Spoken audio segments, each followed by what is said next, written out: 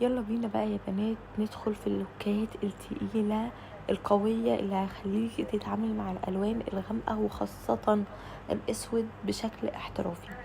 أول حاجة أخدت بلندنج براش وابتديت أفتح لون خالص اللي هو اللون السيموني مع اللون البني الفاتح خالص، وابتديت أخده كترانزيشن كولر وأثبته عندي على الجفن الثابت كله بحركات دائرية، وببتدي أدخل بالآي شادو لجوه.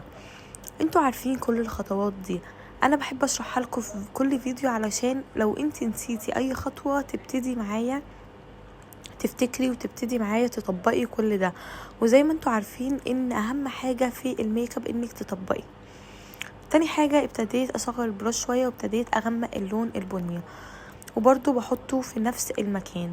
زي ما انتوا شايفين اخدت اغمق لون اللي هو البني المحروق خالص، وابتديت اثبته بقى دلوقتي في الجفن الثابت والمتحرك اللي هي في الزاوية الخارجية بتاعت العيون. وطول ما انا بثبت الالوان الغامقة اول حاجة باخد من اللون وابتدي انفض الفرشة قبل ما احطها، وتالت حاجة ببتدي اعمل بلند كويس قوي وانا بحط اللون، ما بحطوش واسيبه كده علشان ما يثبتش في نفس مكانه ويعلق معاكي في الدمج. شايفين النظافة بتاعت الشغل وكمان شايفين النظافة بتاعت الدمج. طول ما انتي بتحطي الاي شادو وبتدمجي الاطراف وبتدمجي اللون نفسه الغامق ايا كان، حتى لو اللون اسود عمره ما هيعلق معاكي. وبالشكل ده بجيب بقى اول براش بعد ما حطيت ودمجت وببتدي ادمج الاطراف.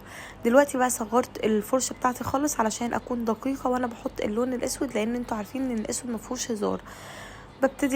ببتدي من تحت، بحط الاسود من تحت وابتدي ادمج على فوق. يعني ايه؟ يعني انا ما باخدش اللون الاسود واثبته في النص بالظبط، لا انا بحطه علشان كل تقل اللي في الفرشه يجي من تحت من عند الخط بتاع الرموش، وببتدي ادمج على فوق. زي ما انتوا شايفين ببتدي ادمج الاطراف بالراحه خالص معايا، واللون هيندمج معاكي بكل سهوله. انتي بس طبقي واعملي مره واتنين وتلاته وهتطلعي الاي شادو بتاعك هيبقى خطير وتحفه، وتطلعي تدرج الالوان اللي احنا مطلعينه ده زي ما انتوا شايفين. وببتدي بقى اجيب البروش اللي انا استخدمتها في اللون البني، وبرده نفس الخطوه اللي عملتها ابتدي ادمج الاطراف. الخطوه دي مهمه علشان تدمجي الاطراف مع بعض ما يكونش فيه اي فواصل ما بينهم، يدي شكل مش حلو. بالشكل ده ببتدي ادمج الاطراف كلها، وببتدي اطلع واسحب على اول النوز بتاع العيون. ودلوقتي اخدت اللون الجولد من البالت بتاعه جاكلين هيل، وهبتدي اثبته في اول الجفن المتحرك كله. شايفين اللون شايفين جمال البيجمنت عامل ازاي؟ عايزه اقول لكم ان مهما حطيتي ببرش برضو صوابعك بتفرق، صوابعك بتطلع اللون قوي قوي. زي ما انتوا شايفين بجد بتطلعوا شكله حلو قوي. بالشكل ده اكون حطيت اللون، وهنيجي للخطوه برضو اللي احنا متعلمينها مع بعض، ان احنا اي لون بنحطه شيمر او بيجمنت او لوز جليتر بنبتدي ندمج الاطراف بتاعه اي لون احنا بنحطه مع بعض علشان ما يبقاش فيه اي فواصل او اي خط فارق.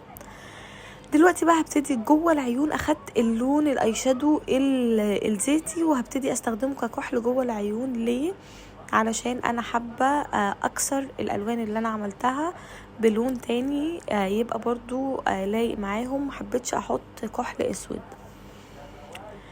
فالكحل الزيتي مدي شكل حلو قوي، وكمان بيخلي العيون ليها جاذبية خاصة كده بالشكل ده. وببتدي بقى ادمج كل الاطراف بتاعته. ودلوقتي هكون ركبت الرموش وجبت اللوز جليتر ده. هو فيه الوان كتير بقى، موف مع زيتي مع جولد مع سيلفر، حسيته هيبقى حلو قوي، وهو ده اصلا يعني البطل بتاع الميك اب بتاع النهارده. يعني هو اللوز جليتر ده هو بطلنا النهارده. شايفين حول اللوك من ميك اب هادي كده لميك اب جريء وقوي ازاي.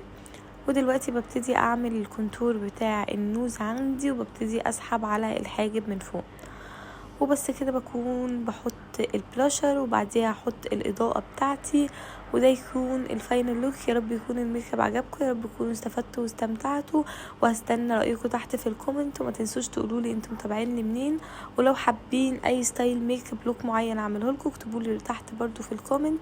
وبحبكم قوي واستنوني في فيديو جديد. باي.